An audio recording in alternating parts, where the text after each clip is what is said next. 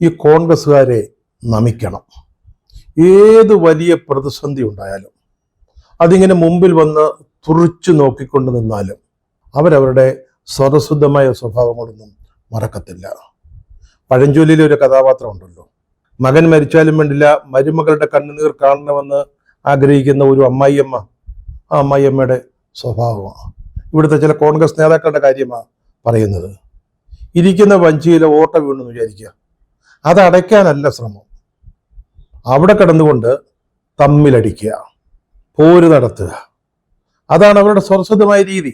പറഞ്ഞല്ലോ, ഏത് സാഹചര്യത്തിലും ഏത് പ്രതികൂല സാഹചര്യത്തിലും അവരൊരിക്കലും രക്തത്തിലരിഞ്ഞ സ്വഭാവ വിശേഷം മറക്കില്ല.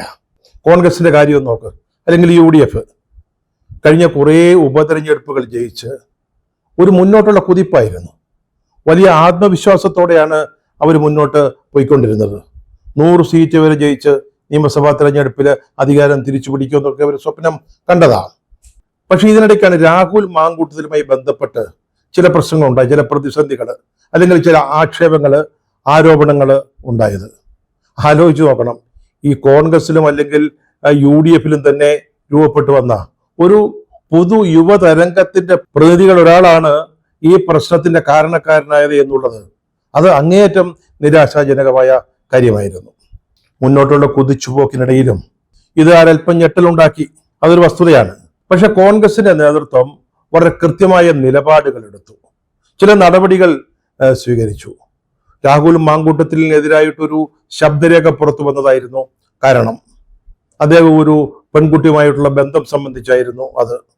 അതിന്റെ തെളിവുകൾ പുറത്തു വരികയോ അല്ലെങ്കിൽ ആരെങ്കിലും അത് സംബന്ധിച്ച് പരാതി പോലീസിലോ അധികാര സ്ഥാനങ്ങളിലോ നൽകുകയോ ഒന്നും ചെയ്തിരുന്നില്ല. പക്ഷേ കൃത്യമായ നിലപാടും നടപടികളുമായിട്ട് കോൺഗ്രസ് മുന്നോട്ട് പോയി. യൂത്ത് കോൺഗ്രസിന്റെ ഗ്ലാമർ പ്രസിഡന്റാണ് അപ്പോൾ രാഹുൽ മാങ്കൂട്ടത്തിൽ. അദ്ദേഹത്തെ ആ പദവിയിൽ നിന്ന് നീക്കം ചെയ്തു. അതുപോലെ തന്നെ അദ്ദേഹം MLA ആണ്. അദ്ദേഹത്തെ കോൺഗ്രസിന്റെ പ്രാഥമിക അംഗത്തിൽ നിന്ന് സസ്പെൻഡ് ചെയ്തു. വെറുതെ സസ്പെൻഡ് ചെയ്യല്ല ചെയ്തത്. സാധാരണഗതിയിൽ 2 ആഴ്ചത്തേക്ക്, 6 ആഴ്ചത്തേക്ക്, 6 മാസത്തേക്ക്, 1 കൊല്ലത്തേക്കൊക്കെയാണ് സസ്പെൻഷൻ. ഇത് അനിശ്ചിതകാലത്തേക്കാണ് സസ്പെൻഡ് ചെയ്തത്. പ്രായോഗികമായി പറഞ്ഞാൽ അദ്ദേഹം കോൺഗ്രസിന് പുറത്താണ്. തൽക്കാലത്തേക്കൊന്നും അദ്ദേഹത്തിന് കോൺഗ്രസിൽ തിരിച്ചു വരാൻ പറ്റത്തില്ല. അത് മാത്രമല്ല, അദ്ദേഹത്തെ കോൺഗ്രസിന്റെ പാർലമെന്ററി പാർട്ടിയിൽ നിന്നും പുറത്താക്കി. അദ്ദേഹം ഇപ്പം കോൺഗ്രസിന്റെ ഒരു MLA അല്ല. അതുപോലെ കൃത്യമായ നിലപാടുകൾ അന്ന് കോൺഗ്രസ് എടുത്തു. ഇതൊക്കെ സാധാരണഗതിയിൽ ഒരു ജനാധിപത്യ പാർട്ടിക്ക് ചെയ്യാവുന്നതിൽ അപ്പുറമായ കാര്യങ്ങളായിരുന്നു. പറഞ്ഞല്ലോ, തെളിവുകൾ പുറത്തു വരുന്നതിന് മുമ്പ് അല്ലെങ്കിൽ ഒരു പരാതി ഉണ്ടാവുന്നതിന് മുമ്പ് അദ്ദേഹത്തിനെതിരായിട്ട് ഇത്തരത്തിലുള്ള നടപടികൾ കോൺഗ്രസ് സ്വീകരിച്ചത് ഒരുപക്ഷെ കോൺഗ്രസിന്റെ തന്നെ ചരിത്രത്തിൽ ഇതാദ്യമായിരിക്കണം. കേരളത്തിൽ മറ്റൊരു രാഷ്ട്രീയ പാർട്ടിയും ഇതുപോലെ വേഗതയിൽ, ഇതുപോലെ കൃത്യമായ നടപടികൾ ഇത്തരത്തിലുള്ള ഒരു ആരോപണം ഉണ്ടായപ്പോൾ എടുത്തിട്ടില്ല എന്ന കാര്യത്തിൽ യാതൊരു സംശയവുമില്ല. തദ്ദേശ ഭരണ തെരഞ്ഞെടുപ്പുമായി ബന്ധപ്പെട്ട കാര്യങ്ങൾ നടക്കുന്നതിനിടയിലാണ് ഇതൊക്കെ ഉണ്ടാവുന്നത്. പക്ഷെ ഇതിനിടയ്ക്ക് മറ്റൊരു സംഭവം, കേരളത്തെ മുഴുവൻ ഞെട്ടിച്ച മറ്റൊരു സംഭവ വികാസം ഉണ്ടായി. അത് ശബരിമലയിലെ സ്വർണ്ണക്കൊള്ളയായിരുന്നു. ശബരിമല അയ്യപ്പന്റെ, ഭഗവാന്റെ സ്വർണം അത് അടിച്ചു മാറ്റിയതുമായി ബന്ധപ്പെട്ട കേസിൽ CPMലെ 2 പ്രമുഖ നേതാക്കൾ അറസ്റ്റിലാവുന്നു. ഒന്ന് ഇപ്പോഴും പത്തനംതിട്ട ജില്ലാ കമ്മിറ്റി അംഗമായി തുടരുന്ന A. പത്മകുമാർ.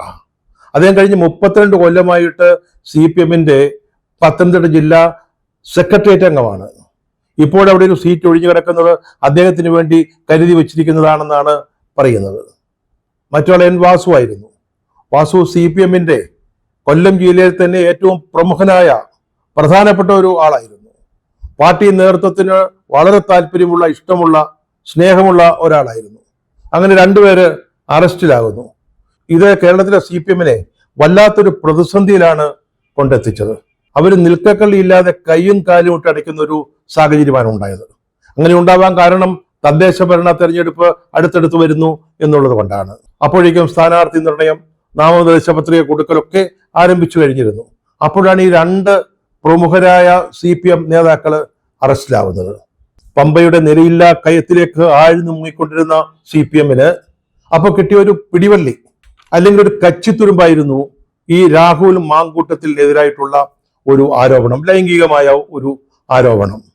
തദ്ദേശ തെരഞ്ഞെടുപ്പില് പ്രചാരണം മുറുകിയപ്പോഴേക്കും രാഹുലിനെതിരായിട്ട് നേരത്തെ ശബ്ദരേഖയിൽ നമ്മൾ കേട്ട ശബ്ദത്തിനുടമയായ പെൺകുട്ടി അതിജീവിത എന്നാണ് ആ കുട്ടി ഇപ്പോൾ പറയുന്നത്. അവര് പരാതി കൊടുത്തു.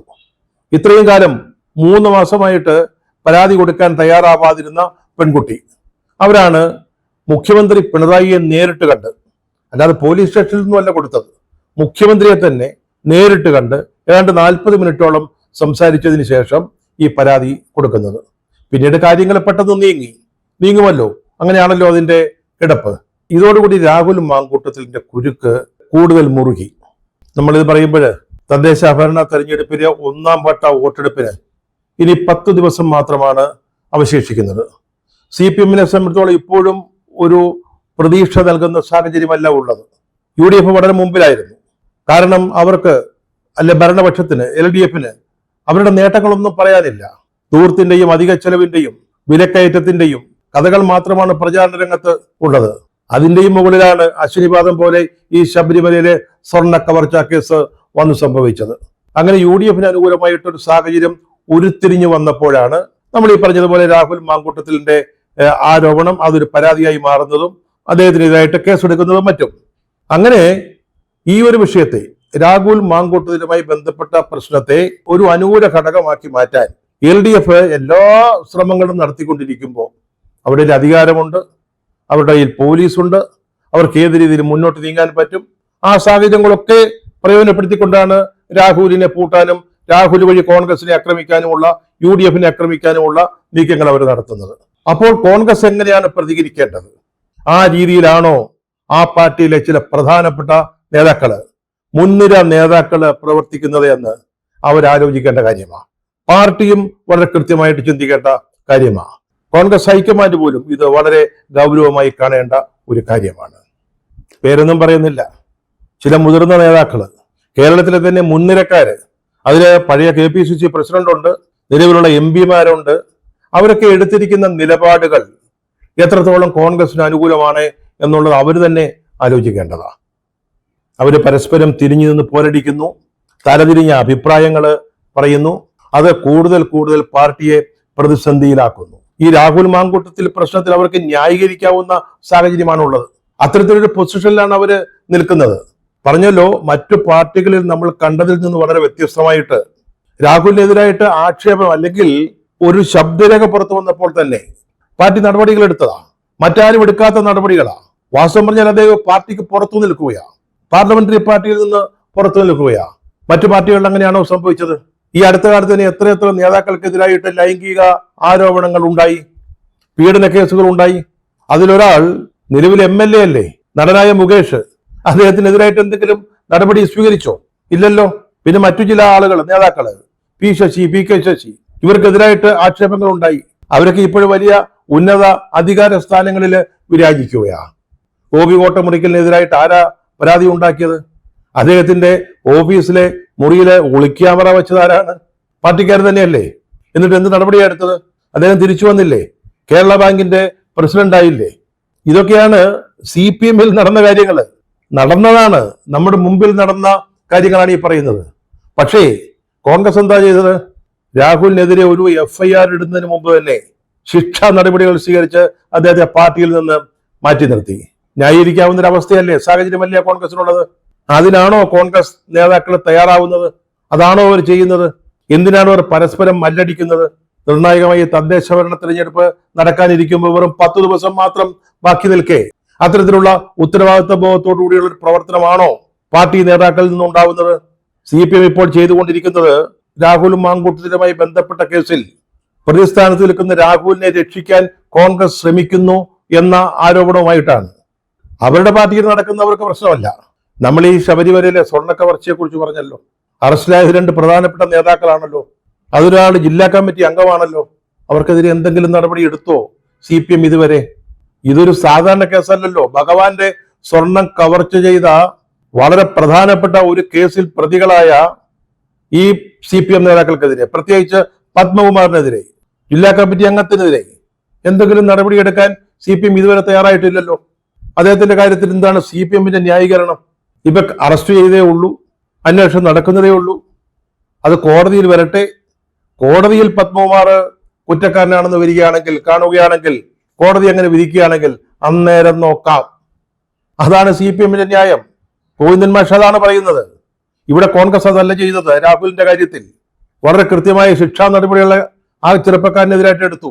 എന്നിട്ടും കോൺഗ്രസിനെ എതിർപക്ഷം വളഞ്ഞു നിന്ന് ആക്രമിക്കുമ്പോൾ എന്തുകൊണ്ട് കോൺഗ്രസിന് ഒന്നിച്ചു നിൽക്കാൻ പറ്റുന്നില്ല? ഈ നേതാക്കൾ എന്തിനാണ് പരസ്പരം പോരടിക്കുന്നത്? ഇത് കോൺഗ്രസിൽ മാത്രം കാണാവുന്ന ഒരു കാര്യമാണ്. മാത്രമല്ല, രാഹുൽ മാങ്കൂട്ടത്തിലുമായി ബന്ധപ്പെട്ട ഈ വിഷയത്തിൽ പാർട്ടിക്ക് കൃത്യമായ ഒരു നിലപാടുണ്ട്. അദ്ദേഹത്തെ സംരക്ഷിക്കാൻ പാടില്ലെന്ന് പ്രതിപക്ഷ നേതാവ് VD സതീശൻ നേരത്തെ തന്നെ ഒരു നിലപാടെടുത്തതാ. അഖിലേന്ത്യാ ജനറൽ സെക്രട്ടറി KC വേണുഗോപാൽ അതിനോട് യോജിച്ചു നിൽക്കുന്ന ആളാണ്. മുൻ പ്രതിപക്ഷ നേതാവ് രമേശ് ചെന്നിത്തലയ്ക്കും മറ്റൊരു അഭിപ്രായമല്ല ഉള്ളത്.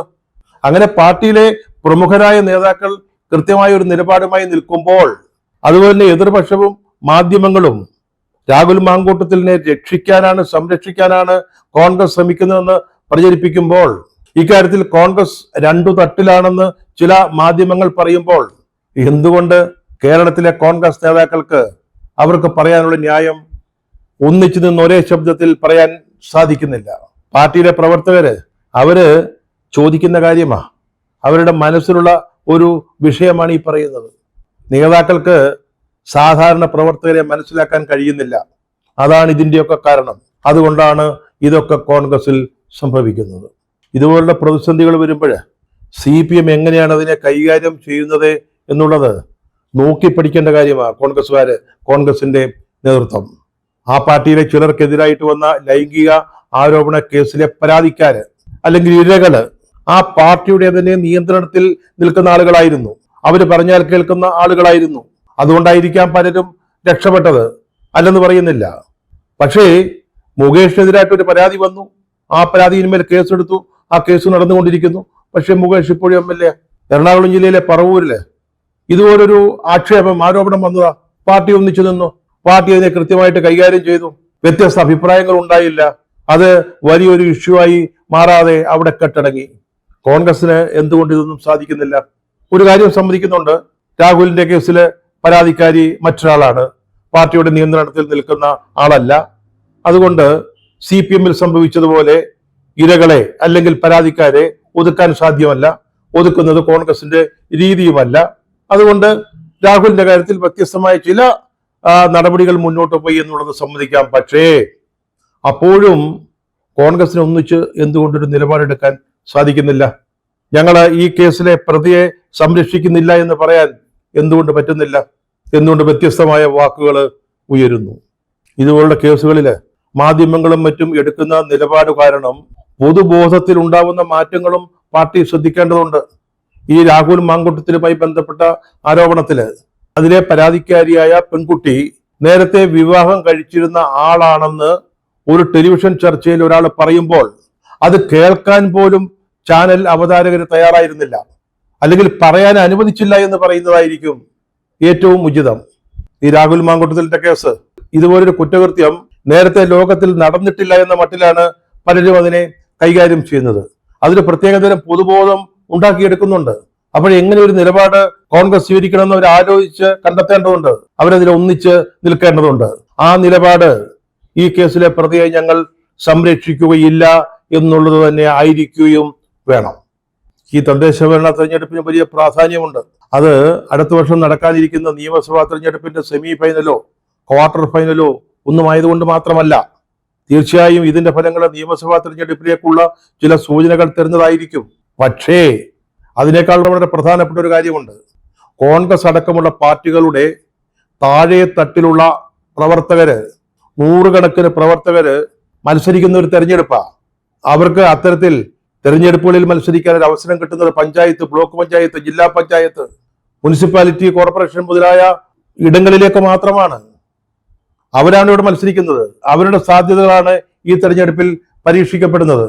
സാധാരണ പ്രവർത്തകര്, നേതൃത്വം പറയുമ്പോൾ മുദ്രാവാക്യം പിടിച്ച് ജാഥയ്ക്ക് പോകുന്ന പ്രവർത്തകര്, ചുവരെഴുതാൻ പോകുന്നവര്, പോസ്റ്റൊട്ടിക്കാൻ പോകുന്നവര്, എതിരാളികളുടെ തല്ലുകൊള്ളുന്നവര്, സമരം ചെയ്ത് പോലീസിന്റെ അടി വാങ്ങുന്നവര്, ജീവിതം അവരവരുടെ പാർട്ടിക്കായിട്ട് എഴുതി വെച്ചവര്, അവരുടെ പ്രതിനിധികളാണ് ഈ തെരഞ്ഞെടുപ്പിൽ മത്സരിക്കുന്നത് എന്ന് ഓർക്കണം.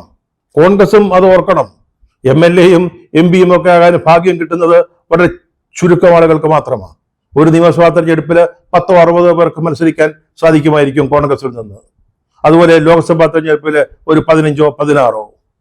ഇവരാണ് ഈ സാധാരണ പ്രവർത്തകരുടെ മുകളിൽ കയറി ഇരുന്നുകൊണ്ട് അവര് മത്സരിക്കുന്ന ഒരു തെരഞ്ഞെടുപ്പ് നടക്കുമ്പോൾ ഈ രീതിയിൽ പാർട്ടിയിൽ കുഴപ്പങ്ങൾ സൃഷ്ടിക്കുന്നത്.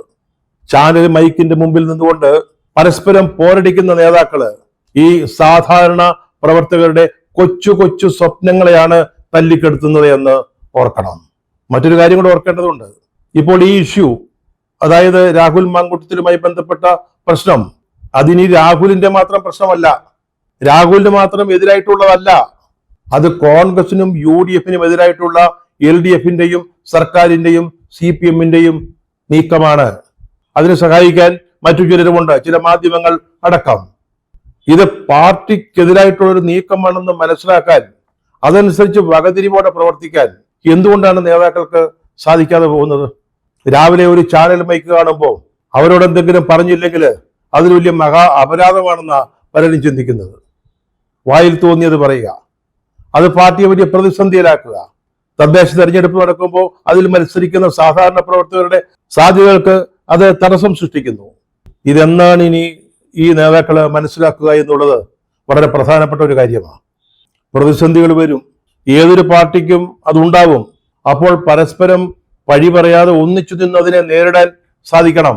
പാർട്ടിക്ക് ഒരു നിലപാടുണ്ടെങ്കിൽ എല്ലാവരും അത് ഒരുപോലെ ഉയർത്തിപ്പിടിക്കണം. കണ്ടാൽ പഠിച്ചില്ലെങ്കിൽ കൊണ്ടാലെങ്കിലും പഠിക്കണം.